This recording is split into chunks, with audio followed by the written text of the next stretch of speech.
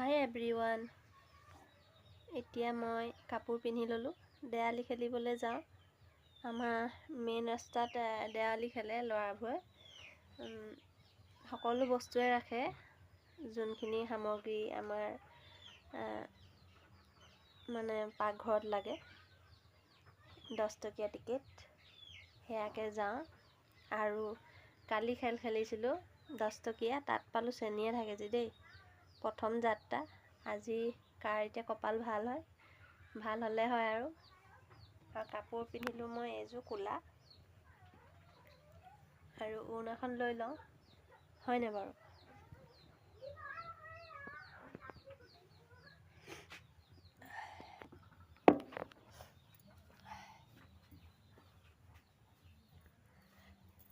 আৰু উৰণাখন লৈ লওঁ।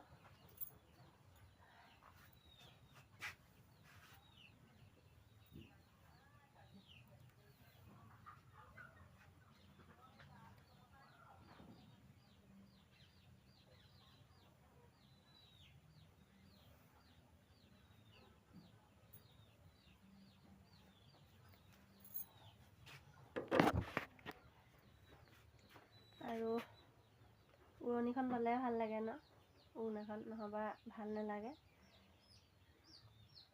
এতিয়া যাওঁ আৰু আগলৈকে আপোনালোকক আমাৰ আলিমূৰটো দেখাম, দেৱালী খেল।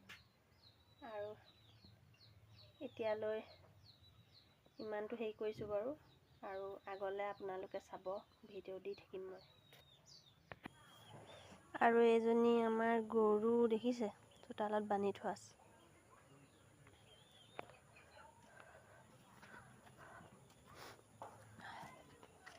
আৰু এয়া হৈছে আমাৰ ঘৰৰ ওচৰৰ পথাৰ, দেখিছেনে? ৰাস্তা কিনাৰতে ধান দেখি যে ইমান ভাল লাগে।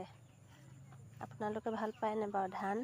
মই ধাননিখন চাই আৰু কটা সময়ত যে আৰু বিশেষকৈ বেছি ভাল লাগে।